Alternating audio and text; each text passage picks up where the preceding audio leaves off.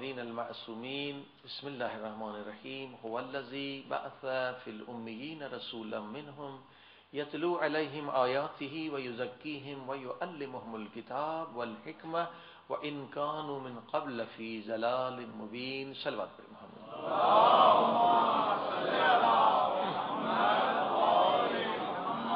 معزز سامعین، سورہ جمعہ کی دوسری آیت اس پر گفتگو ہو رہی ہے کہ اللہ سبحانہ وتعالی کا ارشاد ہو رہا ہے کہ اس اللہ نے ہم پر عظیم الشان احسان کیے کہ ہماری ہدایت کے لیے اس نبی کو بھیجا جو سردار انبیاء بھی ہے، رحمت للعالمین اور محبوب خدا بھی ہے۔ کس لیے ہمارے رسول آئے؟ یتلو علیہم آیاتہ، رسول خدا اس لیے آئے کہ آیتوں کی تلاوت کریں۔ آیتوں کی تلاوت کا کیا مقصد ہے؟ تاکہ وَيُزَكِّيهِمْ، تاکہ تمہارے نفسوں کو پاک کریں، اور جب تمہارے نفس پاک ہو جائیں وَيُعَلِّمُهُمُ الْكِتَابَ وَالْحِكْمَةَ، پھر تمہیں کتاب کا بھی علم دے اور حکمت کا بھی علم دے۔ وَإِنْ كَانُوا مِنْ قَبْلَ فِي ضَلَالٍ مُبِينٍ، اور اس سے پہلے تم کھلی ہوئی گمراہی میں تھے۔ عزیزان گرامی، عظیم شان آیت ہے، بہت اہم آیت ہے، مگر ہوا یہ کہ اسلام کے خلاف بڑی سازشیں ہوئی، اور اسلام کے دشمن جو تھے، جیسے ہمارے پیارے نبی حضرت محمد مصطفیٰ صلی اللہ علیہ وسلم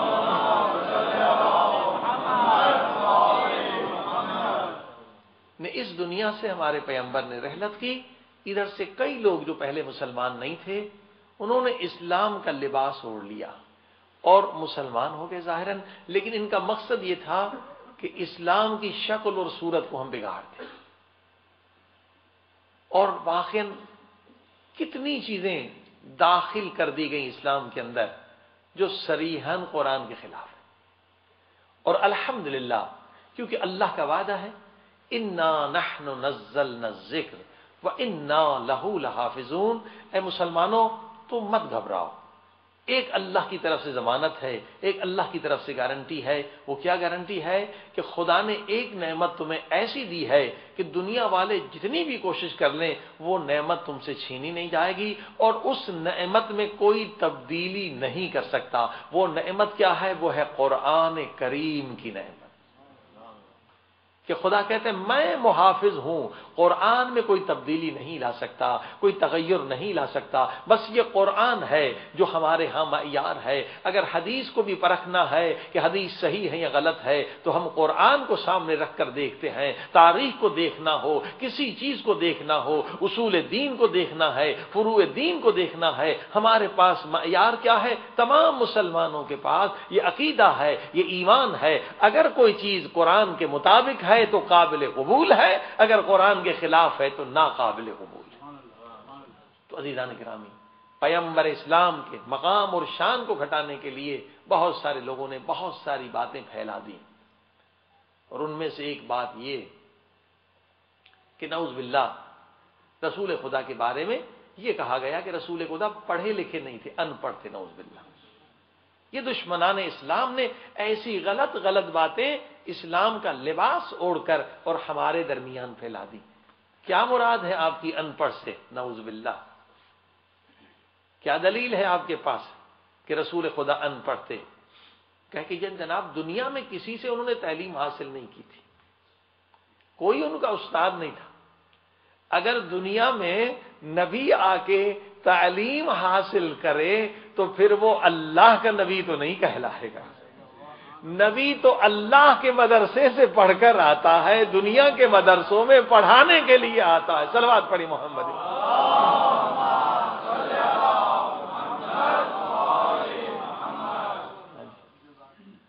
میں آپ کو مثال دوں، مثلا آپ دور دور سے آئے ہیں، آدھی رات ہونے کا وقت قریب ہے، اور آپ جناب بیٹھے ہوئے ہیں، میں جیب سے کتاب نکالوں کہ بھائی 1 گھنٹہ ذرا مجھے دے دیں، آج میں نے مجلس یاد نہیں کی ہے، میں ذرا مجلس یاد کر لیتا ہوں پھر آپ کو سناتا ہوں۔ کیا آپ اسے برداشت کریں گے؟ آپ برداشت نہیں کریں گے۔ مولوی صاحب مجلس یاد کرنی تھی تو گھر سے یاد کر کے آتے، آپ ہمارا ٹائم ضائع کر رہے ہیں کہ ہم 1 گھنٹہ بیٹھے رہیں، آپ مجلس یاد کریں پھر آپ ہمیں مجلس سنائیں. جب آپ ایسا مولوی برداشت نہیں کر سکتے جو آپ کے سامنے آ کے مجلس یاد کرے, تو بتائیے امت ایسا نبی کیسے برداشت کر سکتی ہے جو دنیا میں علم آ کے حاصل کرے. صلوات پڑھی محمد و آل محمد.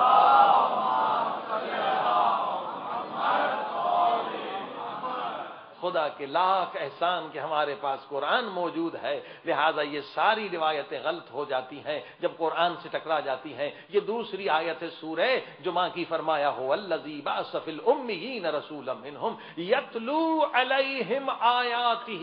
یہ رسول وہ ہے جو آیت قرآنی کی تلاوت کرنے والے ہیں. اگر ان پڑھ ہوتے تو آیتوں کی تلاوت کیسے کرتے؟ کہ رسول خدا ان پڑھ تھے نعوذ باللہ, اللہ کے مدرسے سے پڑھ کر آئے ہیں, آیتوں کی تلاوت کر رہے ہیں. صرف ظاہری علم نہیں, باطنی علم بھی ہے. وَيُزَكِّيهِمْ, یہ تمہارے نفسوں کو پاک کرنے والے ہیں. بڑے سے بڑا ڈاکٹر لے کر آئیں, پی ایچ ڈی لے کر آئیں, اس کے پاس علم ظاہری تو ہوگا مگر نفسوں کو پاک کرنے والا علم نہیں رکھتا. نفسوں کو پاک کرنے والا علم اسی کے پاس ہوگا جو اللہ کے مدرسے سے پڑھ کر آئے. اور تیسرا کام کیا ہے؟ وَيُعَلِّمُهُمُ الْكِتَابَ. کون سی کتاب؟ قرآن کی بات ہو رہی ہے نا. یہ تمہیں کتاب کا علم دیں گے. رسول خدا کی علمیت کی بات ہو رہی ہے, ان کا علم کتنا عظیم تھا. کون سی کتاب پڑھائیں گے؟ کون سے استاد ہیں؟ ایک پرائمری کا استاد, ایک ہائی یونیورسٹی کا استاد, ایک کالج کا استاد. رسول خدا کس طرح کے استاد ہیں, کتنا علم ہے. وَيُعَلِّمُهُمُ الْكِتَابَ, یہ قرآن تمہیں پڑھائیں گے. کون سی کتاب؟ وہ کتاب جس کا دعویٰ ہے وَلَا رَطْبٍ وَلَا يَابِسٍ إِلَّا فِي كِتَابٍ مُبِينٍ. یہ اس کتاب کے استاد ہیں جس میں ہر خشک اور تر کا علم موجود ہے. یعنی اس نبی کے پاس بھی ہر خشک اور تر کا علم موجود ہے. عزیزان کرام, لہذا ہمارے نبی صلی اللہ علیہ وسلم کے پاس ہر علم موجود ہے. یہ روایتیں ڈالی گئیں, دشمنوں نے ڈالی تاکہ ہمارے رسول خدا کی عظمت کو کم کیا جائے. اب آئیے, ہمارے رسول خدا کا کام کیا ہے؟ نفسوں کو پاک کرنا. دیکھیے اسی آیت میں کتنا خوبصورت نقطہ ہے. وَيُزَكِّيهِمْ پہلے ہے, نفسوں کو پاک پہلے کرنا ہے اور علم بعد میں دینا ہے, حکمت بعد میں دینی ہے. کاش دنیا والے اس آیت پر غور و فکر کریں تو دنیا میں جنگ و جدال ختم ہو سکتی ہیں, فتنے فساد ختم ہو سکتے ہیں. قرآن ہمیں کیا فکر دے رہا ہے کہ بھئی علم بہت اچھی چیز ہے, علم کی بہت تعریف ہے. علم حاصل کرو, چاہے چین تک جانا پڑے علم حاصل کرو. من المہد الی اللحد, گہوارے سے لے کر قبر تک علم حاصل کرنا ہے. علم کی بہت قدر و قیمت ہے, اسلام کی نظر میں بہت زیادہ ثواب ہے. لیکن علم سے بڑھ کر ایک چیز ہے. رسول خدا کیا فرماتے ہیں؟ فرماتے پہلے نفسوں کو پاک کرو پھر علم دو. کیوں؟ اگر علم مل گیا اور نفس پاک نہیں ہے تو وہ علم معاشرے کے لیے مفید نہیں ہوگا بلکہ خطرناک ہوگا. کیسے خطرناک ہوگا؟ اگر علم بغیر تزکیے نفس کے آتا ہے تو انسان ایٹم بم بناتا ہے اور لاکھوں انسانوں کو نابود اور برباد کر دیتا ہے. یہ علم ہے نا, ایٹم بم بنانا کسی جاہل کا تو کام نہیں ہے, یہ عالم کا کام ہے, سائنٹسٹ کا کام ہے. مگر یہ علم کون سا ہے؟ یہ علم وہ ہے جو بغیر تقویٰ کے ہے. وہ تباہی کے لیے ہے, دنیا کی تباہی اور نابودی کے لیے وہ علم جو بغیر تقویٰ کے ہو, بغیر تزکیہ نفس کے ہو. اسی لیے حضرت علی علیہ السلام کا بہت نورانی جملہ ہے علم کے بارے میں. فرماتے علم شریف کی شرافت کو بڑھا دیتا ہے.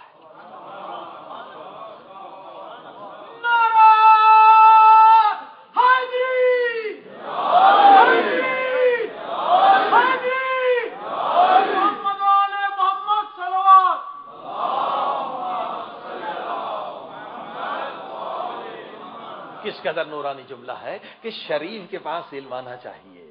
علم شریف کی شرافت کو بڑھا دیتا ہے مگر وہی علم کمینے کی کمینگی کو اور بڑھا دیتا ہے. اللہ, علم بہت اچھی چیز ہے مگر پہلے تزکیہ نفس, پہلے نفس کی طہارت. اگر کمینے کے پاس علم آ گیا تو اس کی کمینگی میں اور اضافہ ہو جائے گا. درندگی میں اور اضافہ ہو جائے گا۔ علم سے پہلے نفس کو پاک کرنا ضروری ہے، ورنہ علم آئے گا تو اتنا تکبر بھی آئے گا۔ صلوات پڑھی محمد و آل محمد۔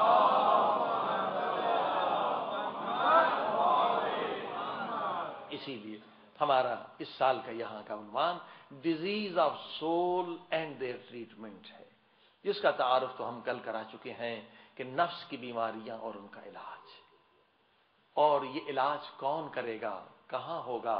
دنیا کے ہاسپٹلز میں جسم کی بیماریوں کا علاج ہوتا ہے، مگر قرآنی اور اہل بیت کی تعلیمات کے ذریعے سے نفس کی بیماریوں کا علاج ہوتا ہے۔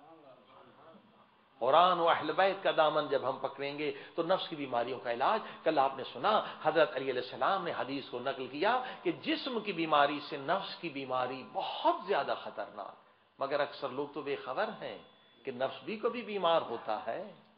یہ خطرناک چیز ہے کہ بیمار کو پتہ ہی نہ ہو اور وہ بیچارہ کینسر میں مر رہا ہو، اور اس وقت پتہ چلے جب کام ختم ہو چکا ہے۔ ڈاکٹر کہیں گے پہلے آتے تو کچھ ہوتا، اب تو تیری لنگز ختم ہو چکے ہیں، کڈنیز ختم ہو چکے ہیں۔ بالکل اسی طرح سے رسول خدا فرماتے ہیں کچھ لوگ مریض ہیں دنیا میں، پتہ نہیں ہے کب پتہ چلتا ہے، جب ان کی پیٹھ قبر کے ساتھ لگتی ہے۔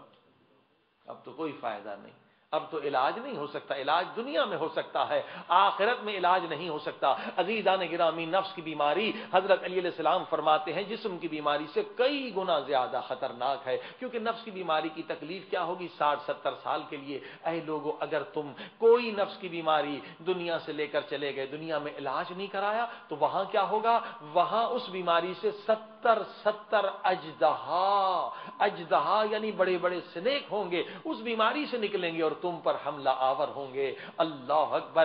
وہاں جو علاج ہوگا وہ عذاب کے ذریعے سے ہوگا، یہاں جو علاج ہوگا قرآن کی آیتوں کے ذریعے سے، معصومین کے احادیث سے ہوگا، فرامین سے ہوگا۔ لہذا دنیا میں علاج کر لو۔ اب میں نے کل عرض کیا تھا کہ پہلا مرحلہ ہوتا ہے ڈائیگنوز۔ اگر ڈائیگنوز ہو جائے تو مرض کو ختم کرنا مشکل نہیں ہے، پہلے پتا چلے کہ انسان کے اندر کیا بیماری ہے، اور ڈائیگنوز کرنا بہت بہت ضروری ہے۔ دیکھیے، عبادت صرف کرتے جانا یہ کوئی کام نہیں ہے۔ اصل یہ دیکھنا ہے کہ ہماری عبادت قبول بھی ہو رہی ہے یا نہیں ہو رہی۔ شیطان سجدے پہ سجدے کرتے چلے جا رہا تھا، مگر اس نے فکر نہیں کی کہ آخر میرے اندر کوئی بیماری تو نہیں جس بیماری کی وجہ سے میری ساری عبادتیں برباد ہو جائیں۔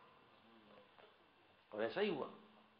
اگر یہ فکر کرتا شیطان تو اس کے ہزار سال کی عبادتیں ضائع نہ ہوتی۔ ایسا نہ ہو کہ ہم بھی غفلت میں پڑے رہیں کہ نماز پہ نماز ہو رہی ہے، مگر یہ سوچ نہیں رہے کہ ہم کوئی بیماری میں مبتلا تو نہیں ہے، کیونکہ قرآن کہتا ہے کہ بعض بیماریوں کی وجہ سے، بعض گناہوں کی وجہ سے ساری عبادتیں ہبط ہو جاتی ہیں، ضبط ہو جاتی ہیں، ضائع ہو جاتی ہیں، نابود ہو جاتی ہیں۔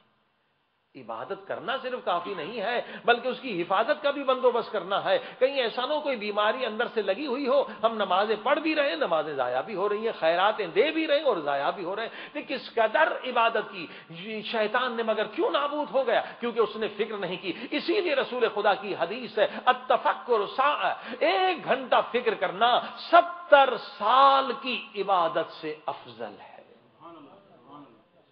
1 گھنٹہ فکر کریں کہ میرے اندر کوئی بیماری تو نہیں۔ یہ ڈائیگنوز بغیر فکر کے نہیں ہوگا۔ آپ خود اپنی ڈائیگنوز خود کر سکتے ہیں، البتہ قرآن کی آیتوں کی روشنی میں، قرآن کے آئینے میں، احادیث کے آئینے میں کوئی دوسرا ڈائیگنوز نہیں کر سکتا۔ کہ آپ جیسے بیماری جسم کے لیے آپ بلڈ دیتے ہیں اور وہاں سے ڈائیگنوز ہو کر آ جاتا ہے یہ بیماری ہے، یہاں ڈائیگنوز خود آپ نے کرنا ہے، البتہ قرآن کی آیتوں کی روشنی میں، احادیث کی روشنی میں کہ آپ کے اندر کون سی بیماری ہے۔ 1 گھنٹہ فکر کریں گے، فکر کے ذریعے سے ڈائیگنوز ہوگا کہ میرے اندر یہ بیماری تو نہیں ہے، میرے اندر یہ مرض تو نہیں ہے۔ عزیزان گرامی، آئیے ڈائیگنوز کریں۔ ڈائیگنوز کیسے پتا چلے گا؟ کل میں نے عرض کیا کہ اگر ٹیمپریچر آپ کے ہاں ہے، آپ کا فیور ہے، بخار ہے، یعنی کوئی نہ کوئی انفیکشن ہے۔ اسی طرح سے اسلام، اسی طرح سے احادیث کہتی ہیں کہ اگر آپ کی طبیعت میں غصہ ہے، اینگر ہے، یہ خود دلیل ہے کہ آپ نفسانی بیمار ہیں، کوئی نہ کوئی بیماری ہے۔ اسی وجہ سے انسان غصے میں آتے ہیں۔ اور یہ بھی سنتے چلیے کہ نفس کی بیماری کا اثر جسم کی بیماری پر بھی ہوتا ہے۔ صلوات پڑھی محمد والے۔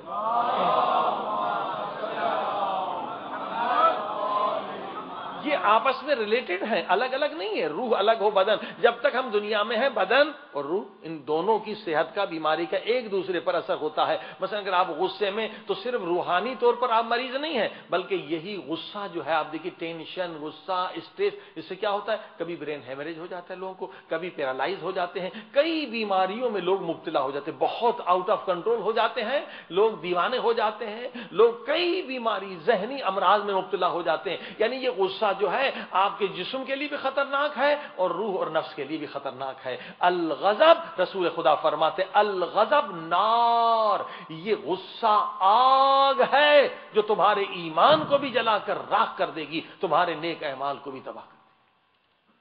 واقعی نہیں سر؟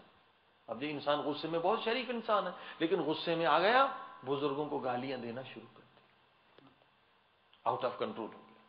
اب ظاہر ہے کہ اس کی عبادتیں ضائع ہو رہی ہیں. کچھ لوگ غصے میں آ کر نعوذ باللہ ماں باپ کی اہانت کر گزرتے ہیں، بے عزتی کر گزرتے ہیں، انسلٹ کر گزرتے ہیں. اور جہاں ماں باپ کا دل دکھایا آپ نے، انسلٹ کی کتنا بڑا گناہ کبیرہ کر دیا. اگر ماں باپ نہ بخشیں آپ کو اور آپ سچے دل سے توبہ نہ کریں، ماں باپ کی اگر اہانت کی، تو حدیث ہے رسول خدا کی کہ کتنا بھی عابد ہو، کتنا بھی زاہد ہو، اگر ماں باپ کی انسلٹ کی ہے، ماں باپ کا دل دکھایا ہے، ماں باپ سے معافی نہیں مانگی، ماں باپ کو راضی نہیں کیا، تو جنت میں جانا دور کی بات ہے، جنت کی خوشبو کو بھی وہ نہیں پا سکتا. اسی کے بہت نقصانات ہیں. کتنی طلاقیں جو ہے وہ اس وجہ سے آ جاتی کہ آؤٹ آف کنٹرول ہم ہو جاتے ہیں. پھر ادھر لڑکا ہو یا لڑکی ہو، مرد ہو یا عورت، غصے پہ کنٹرول نہیں ہو سکتا، طلاقیں ہو جاتی. غصہ حد سے بڑھ جائے تو قتل ہو جاتا ہے. اب غصہ والا کون ہے؟ اگر ہیڈ آف فیملی ہے اور غصہ کر رہا ہے، پوری فیملی میں آگ لگ جاتی ہے، کیونکہ الغضب نارن. اور اگر غصہ کسی حکمران کو آ جائے جو ہٹلر کی طرح ہو، تو سیکنڈ ورلڈ وار وجود میں آ جاتی ہے. ہاں جی، اب دیکھنا ہے کہ غصہ کس کو آ رہا ہے. اگر کسی بادشاہ کو آ جائے تو وہ ہزاروں کے لاشوں کو گرا دیتا ہے، بمباری کر دیتا ہے. یہ غصہ آگ ہے. اللہ اکبر. اس آگ کو بجھانا ہے. اسلام آیا ہے نفس کو پاک کرنے کے لیے، اسلام آیا ہے آگ کو بجھانے کے لیے. اسلام امن کا پیغام ہے، اسلام سلامتی کا پیغام ہے. اب ایک جوان، ایک بزرگ آتا ہے، ایک قبیلے کا، ٹرائب کا لیڈر آتا ہے رسول خدا کے پاس. اللہ کے رسول مجھے ہدایت دیں، مجھے نصیحت کریں، میں بہت دور سے آیا. رسول خدا ڈائگنوز کرتے ہیں اس کے اندر بیماری کون سی ہے. دیکھ لیا، سمجھ گئے کیا بیماری ہے. فرمایا لا تغضب، کبھی غصے میں نہ آنا. قبلہ میں بہت دور سے آئے ہوں، بس 2 لفظ، کچھ اور بھی فرمائیے. رسول خدا نے کہا اس پر اگر عمل کیا تو یہی 2 جملے، 2 لفظ تیرے لیے کافی ہے، تیری نجات کے لیے کافی. اب اس کو اہمیت کا پتہ چلا کہ یہ 2 لفظ بہت اہم ہے. لا تغضب، کبھی غصے میں نہ آنا. اب واپس آیا اپنے قبیلے میں تو دیکھا کہ وہاں ماحول ہی بدل چکا ہے، جنگ کا سما ہے، لوگ تلواریں نکال رہے ہیں، لشکر تیار ہو رہا ہے. کیا بات ہوئی؟ کہا بھئی ہمارے قبیلے کے ایک آدمی نے دوسرے قبیلے کے آدمی کو قتل کر لیا اور وہ حملہ آور ہو رہے ہیں اور لہذا جنگ کے لیے ہم تیار ہیں. اچھا، ان میں یہ جرأت کہ ہم پر حملہ کرنا چاہتے ہیں؟ غصے والا تھا. فوراً اس نے بھی تلوار اٹھائی اور زرہ پہنی. میدان میں دونوں لشکر ایک دوسرے کے آمنے سامنے آئے. بس جنگ ہونے ہی والی تھی کہ رسول خدا کے 2 لفظ اس کو یاد آ گئے کہ لا تغضب، کبھی غصے میں نہ آنا. فوراً تلوار پھینک دی، ذرا اتار دی، آگے بڑھا اور وہی صلح کا جھنڈا لے کر کہ بھائی دیکھو ہمارے ایک آدمی سے غلطی ہو گئی ہے، آپ کے آدمی کو قتل کر دیا، لیکن اب آپ کا آدمی تو زندہ نہیں ہو سکتا، پھر ہم لڑیں گے اور لوگ مریں گے اور بچے یتیم ہوں گے اور عورتیں بیوہ ہوں گی، وہ آدمی تو زندہ نہیں ہوگا، ہم اس کا جرمانہ دے دیتے ہیں، پیسے چاہتے ہیں پیسے دیتے ہیں. ایسی اخلاق سے اس نے گفتگو کی کہ وہ لوگ بھی حیران ہو گئے کہ یہ کیا بات کر رہا ہے، یہ تو بڑا غصے والا ہے، آج کیسے جھک جھک کے بات کر رہا ہے. دونوں میں صلح ہو گئی اور ہزاروں لوگ قتل ہونے سے بچ گئے. صلوات پڑھی محمد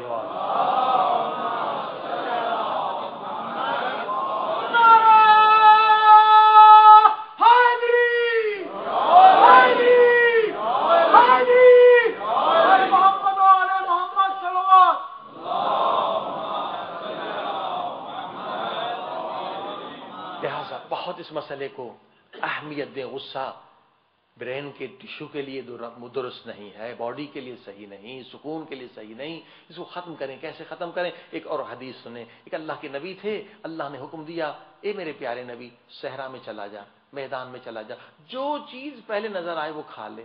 رسول خدا گئے، اللہ کے نبی گئے، کیا دیکھا؟ سامنے پہاڑ ہے، پہاڑ کو میں نہیں کھا سکتا، لیکن نبی تھے، ہم جیسا ہوتا واپس آ جاتا کہ اللہ میں پہاڑ کو کیسے کھاؤں گا؟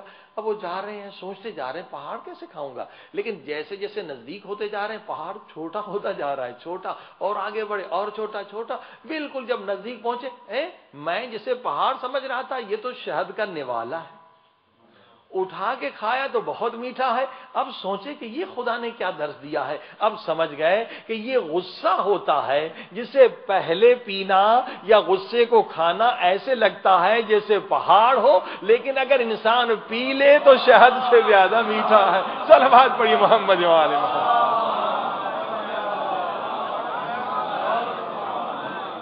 پہلے انسان کہتے کیسے میں کنٹرول کروں، نہیں ہو سکتا، صبر مجھ سے نہیں ہو سکتا، ہاں؟ لیکن جب غصے پہ کنٹرول کر لیتا ہے تو ان خطرات سے بچ جاتا ہے۔ دیکھیے عزیزان گرامی، جو سچے صحابی رسول خدا تھے وہ کبھی غصے میں نہیں آتے تھے۔ کل آپ نے سنا سلمان فارسی کا جواب کہ غصے میں نہیں آئے۔ اسی طرح سے جو سچے اصحاب اہل بیت تھے وہ بھی کبھی غصے میں نہیں آتے تھے، کیونکہ انہوں نے اپنے نفس کو پاک کر دیا ہے۔ یہ غصہ جو ہے یہ دلیل ہے کہ ہمارا نفس پاک نہیں ہے۔ میں ایک اور واقعہ اور مسائل کی طرف لے چلتا ہوں آپ کو۔ حضرت علی علیہ السلام کے کمانڈر ان چیف ہیں، کوفے کے گورنر ہیں۔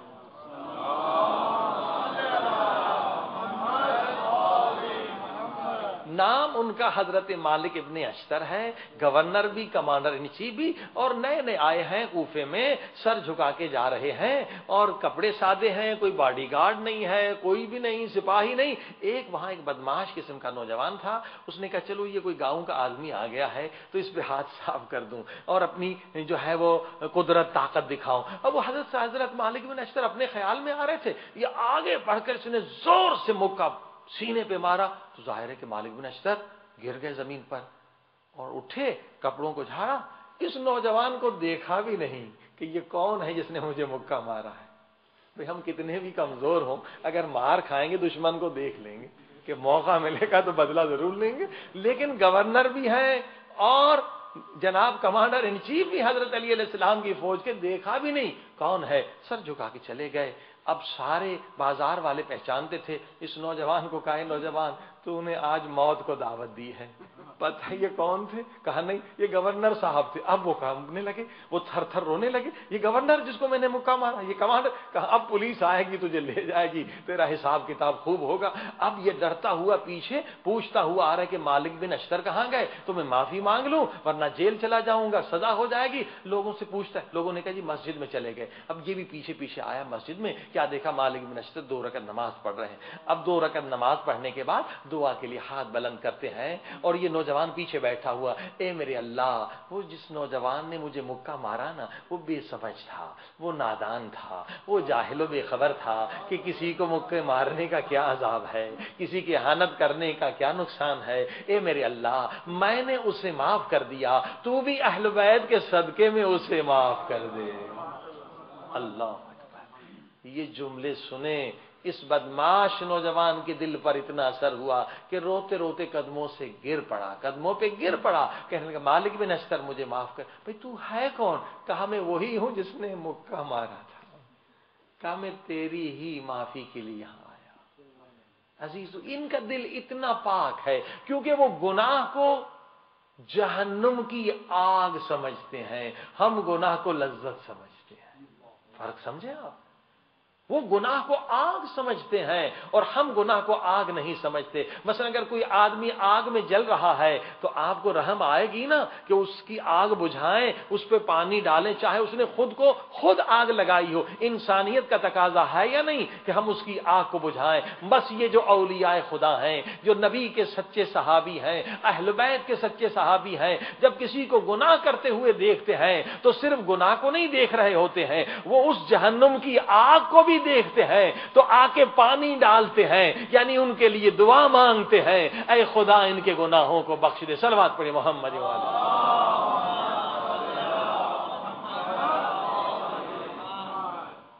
لہذا دلوں کو صاف کریے. آئیے خدا کی بارگاہ میں چلیں کہ خدا ہمیں بھی ایسا پاک دل عطا کرے کہ ہم دشمن کے لیے دعا کریں. بھئی دوست کے لیے